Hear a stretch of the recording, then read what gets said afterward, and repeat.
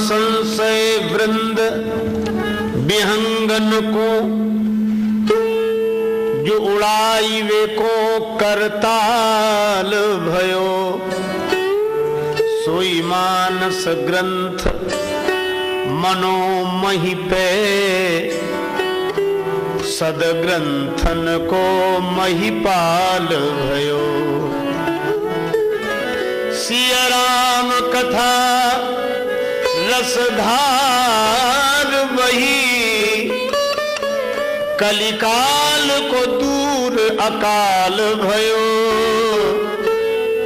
हुलसी के लला की कला प्रगटी, रघुराज कृपा को कमाल भयो। रघुराज कृपा को कमाल भयो। देह दृष्टि दास जीव दृष्टि ते हैं अंश, किंतु आत्म रूप से तो हम रूप आप ही के हैं। उक्त उद्गार हैं श्री पवन कुमार जू के, कृपा पात्र शिष्य जो श्री मातु जानकी के हैं। शंकर अद्वैत अनुयायी यतिराजे सहु, यह भांति किंकर श्री सीताराम जी के। जानकी से गाथा गाई जुरे जन जीवन ते, मन ते दासानुदास दास तुलसी के हैं।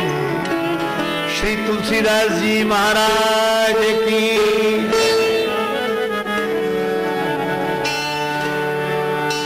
जाकर नाम सुनत शुभ होए, जाकर नाम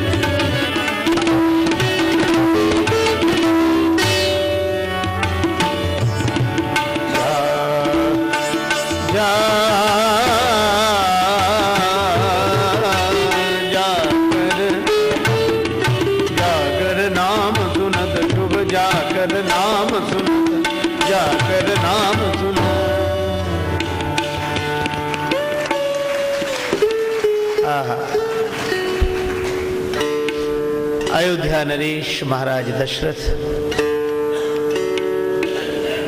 भक्ति भाव से भरे हुए मन से यह अनुभव करते हैं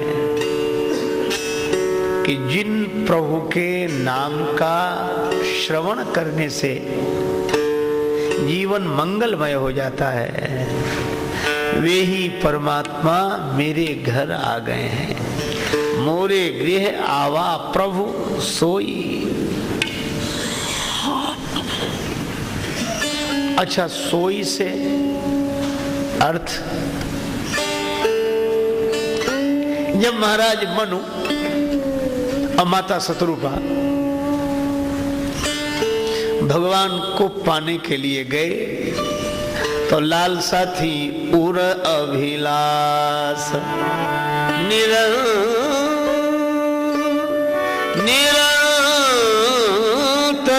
होई, देखिए नयन परम प्रभु सोई। उन्हीं परम प्रभु का हम दर्शन करें। किसी ने महाराज मनु से कहा कि प्रभु तो हमने सुने हैं, ये परम प्रभु कैसे होते हैं? इनका गुण तो बताओ। महाराज मनु बोले, इनका सबसे बड़ा गुण यही है कि इनमें कोई गुण नहीं है, अनंत है, अनादि है। तो ऐसे का चिंतन कौन करता होगा? का जेहि चिंतहि परमार्थवादी। परमार्थ तत्व वेत्ता मुनिजन जिनका चिंतन करते हैं, इनके बारे में किसी ने कुछ कहा है? हाँ, किसने? वेदों ने। क्या कहा? नेति नेति जहि वेद निरूपा निजानंद निरुपाधि अनुपा।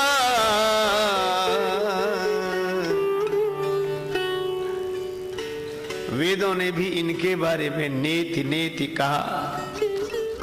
पहले कहा कि वह ऐसा है, फिर कहा वैसा भी नहीं और ऐसा भी नहीं। तदे जति तन्ने जति तद्दूरे तदवंतिके। वह चलता है, वह नहीं चलता, वह बहुत दूर है, वह बहुत पास है। तो कहा पास है कि दूर? बोले न दूर न पास, न ऐसा न वैसा। बोले फिर कैसा है? बोले वह तो जैसा का तैसा है, कुछ नहीं कहा जा सकता कि कैसा है। अच्छा, अब एक बात है, आनंद के बिना कोई नहीं रहता। इन्हें आनंद कहां से मिलता है? बोले ये तो इन्हीं से सबको आनंद मिलता है, निजानंद। उपाधि रहते निरुपाधि, और इनके जैसा कोई नहीं, अनूपा। महाराज मनु से किसी ने कहा घर जाओ, दर्शन नहीं होगा। क्यों? कहा कि एक और तो आप कह रहे हो कि वो अगुण है, अखंड है, अनंत है, अनादि है, अर्थात निर्गुण है, निराकार है, व्यापक है। और दूसरी ओर कहते हो कि देखिए नयन परम प्रभु सोई, नेत्रों से उनका दर्शन हो। अब बारंबार प्रणाम करता हूं संत श्री तुलसीदास जी महाराज को। कैसा अद्भुत प्रसंग प्रस्तुत किया समन्वय के रूप में। देखो, महाराज मनु से कहा कि तुम दर्शन करना चाहते हो निराकार का, तुम देखना चाहते हो निर्गुण को। इसीलिए अपने यहां दर्शन शब्द के दो अर्थ हैं।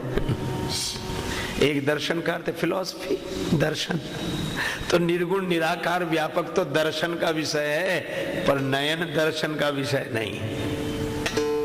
पर तुलसीदास जी एक पक्षीय नहीं है। तुरंत कहते हैं महाराज मनु ने कहा कि मुझे फिर भी दर्शन होगा। क्यों? बोले जो ऐसे हैं अगुण अखंड अनंत अनादि वे ही सोई, ऐसे वो प्रभु सेवक बस भगति हेतु लीला तनु गहई, जो अस वचन सत्य श्रुति भाखा, तो हमार पूजी ही अभिलाखा। ऐसे भगवान भी भक्त के वश में हैं और भक्ति के कारण अपने लीलामय वपुष को प्रकट करते हैं, लीलामय विग्रह को प्रकट करते हैं भक्त पर अनुग्रह करके। और यह कपोल कल्पित मान्यता नहीं है, कपोल कल्पित सिद्धांत नहीं है। जो अस वचन सत्य श्रुति भाखा, हमारे यहाँ अवतारवाद भी श्रुति सम्मत है, वेद सम्मत है। यह केवल भक्तों की भावना या कल्पना नहीं है, भगवान का अवतार होता है। मनु जी कहते तब हमारी अभिलाषा अवश्य पूरी होगी। देखिए नयन परम प्रभु सोई, उसी को। बहुत दिन बीत गए, ब्रह्मा विष्णु महेश अनेक बार आए, पर महाराज मनु ने कुछ नहीं मांगा। परम धीर नहीं चलाए। एक दिन आकाशवाणी हुई, मांग मांग बर भई नभ बानी, मांग मांग बर भई, मांग मांग बर भई नभ बानी,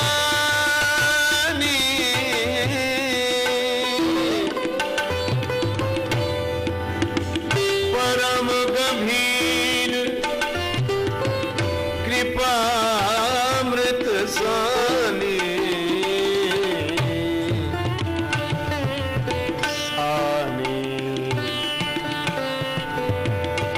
सानी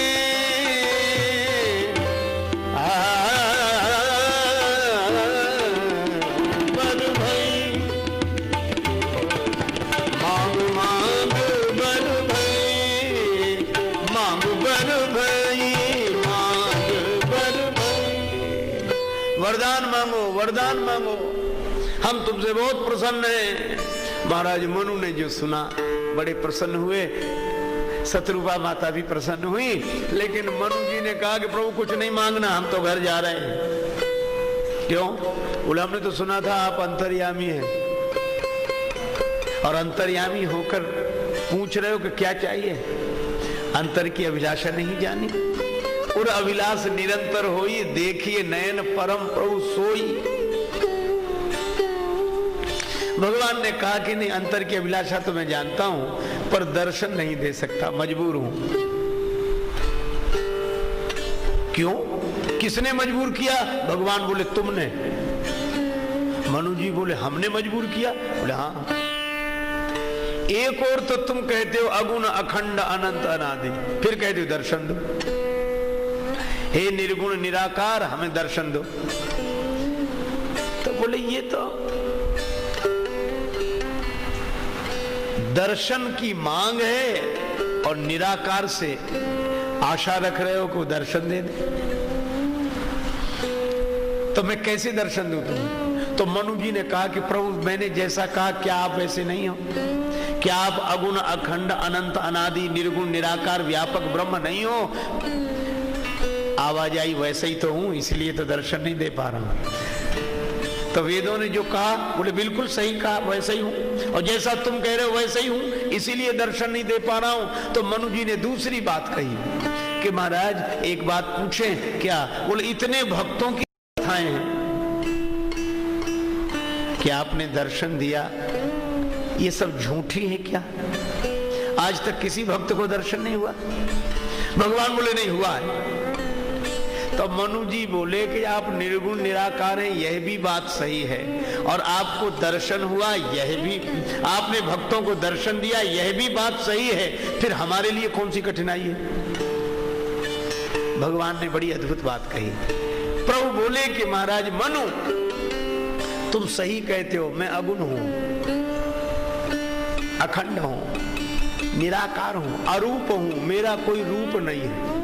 प्रभु जब आपका रूप नहीं है तो भक्तों को दर्शन कैसे देते हो? भगवान बोले होता यह है कि मैं तो अरूप हूं, मेरा कोई रूप नहीं है, लेकिन रूप भक्त बनाता है, वन में जाता हूं।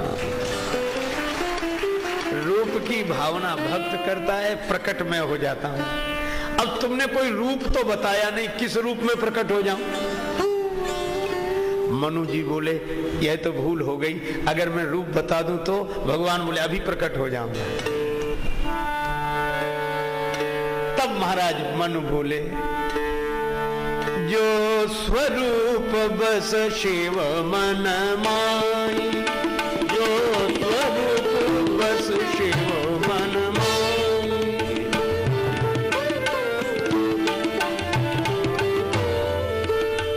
यही कारण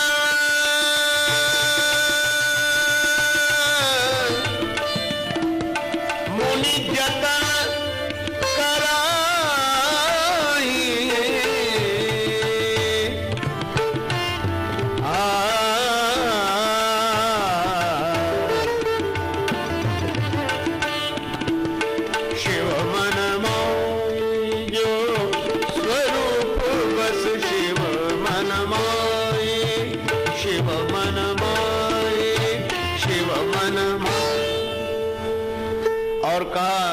भुसुंडी मन मानस हंसा, जो रूप शंकर जी के हृदय में बसता है उसी रूप में दर्शन हो। और शंकर जी क्या कहते हैं? सोई प्रभु मोर चराचर स्वामी, रघुवर सबूर अंतर जामी। और जिसको शंकर जी बार बार कहते हैं, सोई दशरथ सुत, गिरजा सोई कृपालु रघुराई, रघुकुल मन मम स्वामी सोई, बंदो बाल रूप सोई राम। अब महाराज दशरथ को याद आई कि मन रूप में हमने रूप बताया था भगवान को कि शंकर जी के हृदय में जो रूप रहता है उसी रूप में हमें दर्शन हो। और जब आज राम जी प्रकट हुए तो दशरथ जी वही याद कर रहे हैं, जाकर नाम सुनत शुभ होई, मोरे गृह आवा प्रभु सोई। वही सच्चिदानंद ब्रह्म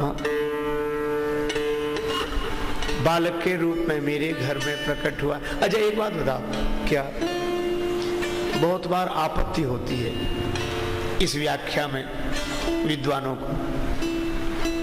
वे कहते हैं कि वह ब्रह्म तो इंद्रियों का विषय है नहीं, और यह तो दिखाई दे रहा है, तो ब्रह्म नहीं होगा, क्योंकि इंद्रियों का जो विषय है सो सब माया जानो भाई, वह सब माया है। पर तुलसीदास जी ने इसका भी उत्तर दिया है, बड़ा अच्छा उत्तर दिया। और कहा, मैं निवेदन यह कर रहा हूं कि वेदांतियों का जो ब्रह्म है वही दशरथ नंदन श्री राम के रूप में प्रकट हुआ है।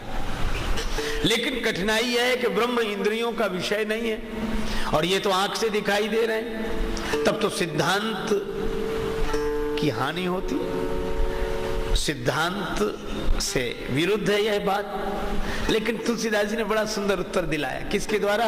जनक जी के द्वारा। अब जनक जी जैसा ज्ञानी कौन? पर वे भी कहते हैं, जब विश्वामित्र जी से जनक जी ने पूछा कि ये कौन है, और विश्वामित्र जी मौन है। जनक जी बार बार पूछते कि ये कौन है, विश्वामित्र जी मौन। किसी ने विश्वामित्र जी से कहा कि जनक जी पूछ रहे हैं, उत्तर क्यों नहीं देते कि ये कौन है? विश्वामित्र जी बोले, कोई अज्ञानी पूछता तो मैं जवाब देता, लेकिन जब ज्ञानी ही पूछ रहा हो तो मैं क्या जवाब दूं? तो कुछ तो बोलिए। तो विश्वामित्र जी ने कहा कि आपको कौन लगते हैं ये? जनक जी बोले, हमको तो ब्रह्म जो निगम नीति कही गावा, ब्रह्म जो निगम उभय वेश धरि की सोई आवा,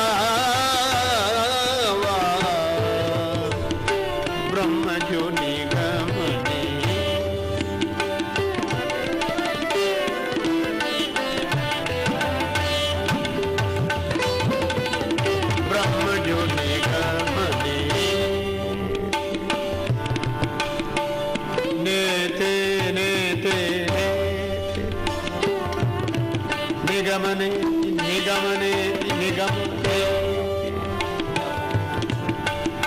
ब्रह्म जो निगमने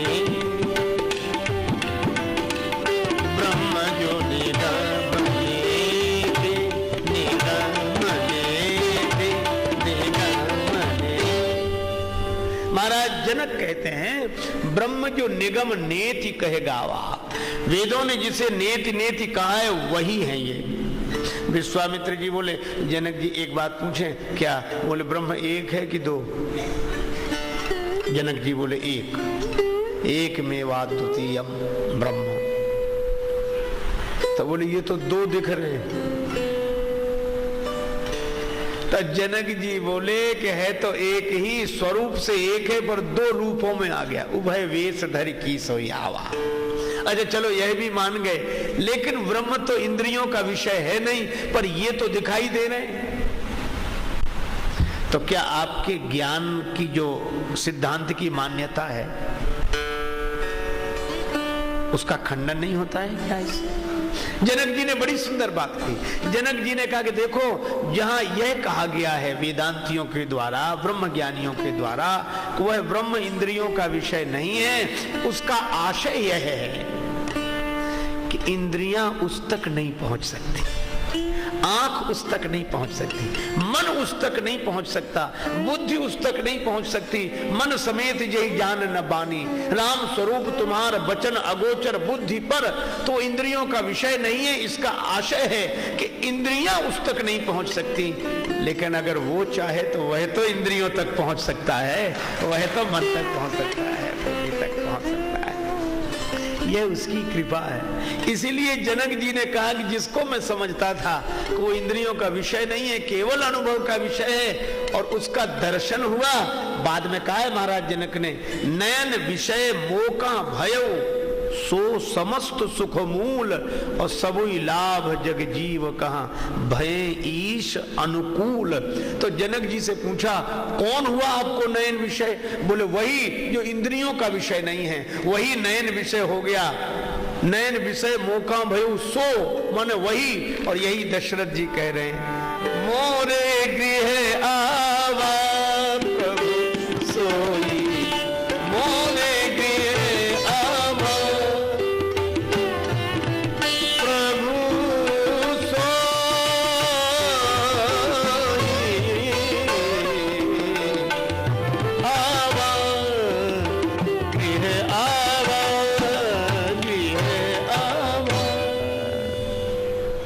अच्छा भाई एक बात और सुनो, फिर लीला प्रसंग आरंभ करूं। श्री राम सच्चिदानंद ब्रह्म है, और इसीलिए तुलसीदास जी बड़ी अद्भुत बात कहते हैं। जब भगवान प्रकट हुए तो किसी ने पूछा कहां से आए? साकेत से, बैकुंठ से, किस लोक से आए? तुलसीदास जी ऐसी बात कहते हैं जो सबकी है। सुर समूह विनती करी पहुंचे निज निज धाम, जग निवास प्रभु प्रगटे अखिल लोक विश्राम। जग निवास कितना बढ़िया नाम है। अगर मैं कहूं कि वो बैकुंठ में है तो क्या साकेत में नहीं है? और साकेत में कहूं तो क्या बैकुंठ में नहीं है? और दोनों जगह कहूं तो क्या क्षीर सागर में नहीं है? अच्छा चलो वहां कहूं तो क्या यहां नहीं है? इसलिए तुलसीदास जी कहते हैं जग निवास, भगवान सर्व कहीं हैं, इसलिए यहां भी है, यही है। तो कहा कि भगवान का जन्म, बोले नहीं नहीं, जन्म तो उसका होता है जो पहले ना हो फिर हो। भगवान तो का जन्म नहीं हुआ, फिर क्या हुआ? भय प्रगट कृपाला, भगवान प्रकट हुए। इसका अर्थ बोले अभी तक अव्यक्त थे, अब व्यक्त हो गए, अभी तक छिपे हुए थे, अब प्रकट हो गए। इसीलिए भगवान श्री कृष्ण ने कहा, अर्जुन जन्म कर्म च मे दिव्यम, मेरे जन्म और कर्म दिव्य हैं। इंसान की तरह दिखते हैं पर इंसान की तरह होते नहीं हैं। भय प्रगट कृपाला दीन दयाला कौशल्या हितकारी, भय प्रगट कृपाला कौशल्या हितकारी, भय प्रगट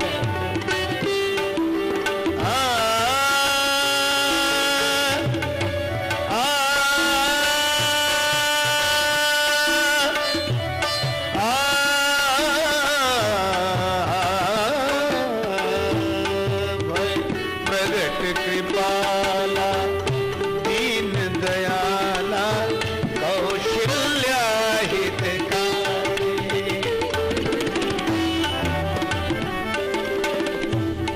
भगवान प्रकट हुए चतुर्भुज रूप में, शंख चक्र गदा पद्म धारण किए। भगवान नारायण का भुवन विमोहन सौंदर्य देखकर माता कौशल्या तो आनंद में भर गई।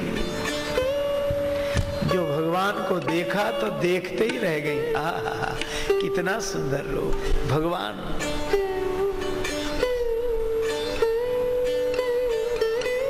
देखो राम जी ने कहा, पहले तो ये घटना बड़ी विचित्र घटी। जैसे ही श्री राम जी का दर्शन किया उस चतुर्भुजी रूप में, तो कौशल्या माता का मन कहां चला गया? अपने भीतर। क्यों? क्योंकि भगवान ने कहा है, किसी ने पूछा कि भक्ति का फल तो है प्रभु आपका दर्शन, और आपके दर्शन का क्या फल है? भगवान बोले मेरे दर्शन का फल है कि तुम्हें अपने आप का दर्शन हो जाएगा। मम दर्शन फल परम अनूपा, जीव पाव निज सहज स्वरूपा। अच्छा, वह सहज स्वरूप ईश्वर अंश जीव अविनाशी, चेतन अमल सहज सुख राशि।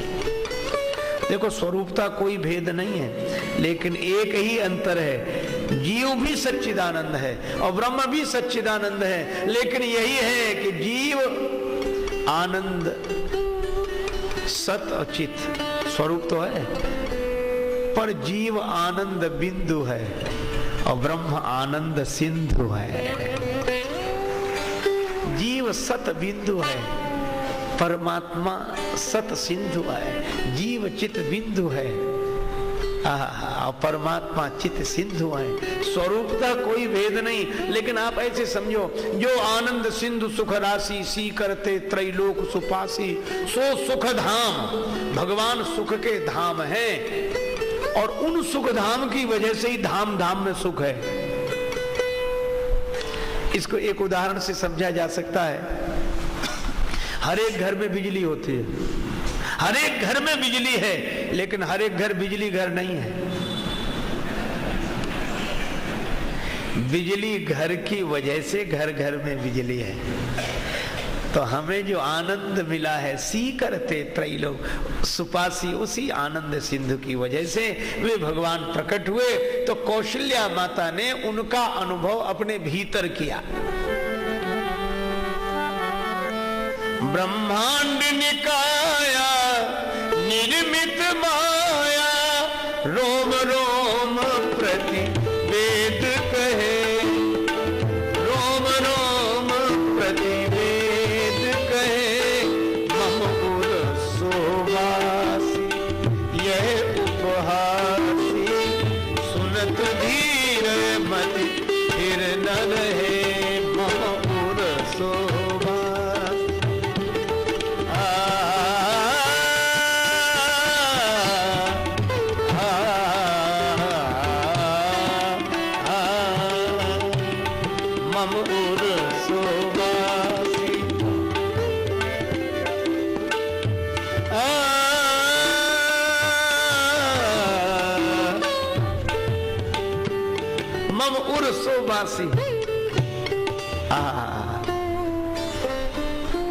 गोस्वामी बिंदु जी महाराज लिखते हैं, जो उस सांवले को सदा ढूंढता है, उसे एक दिन सांवला ढूंढता है। जिसे ढूंढने का अमल पड़ चुका है,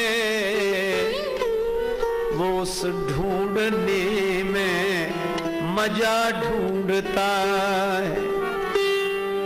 अरे दिल जिसे कुल जहां ढूंढता है, वो तुझ में तू उसको कहां ढूंढता है। ये न पूछो पतित बिंदु क्या ढूंढता है, ये पतित बंधु जी का पता ढूंढता है।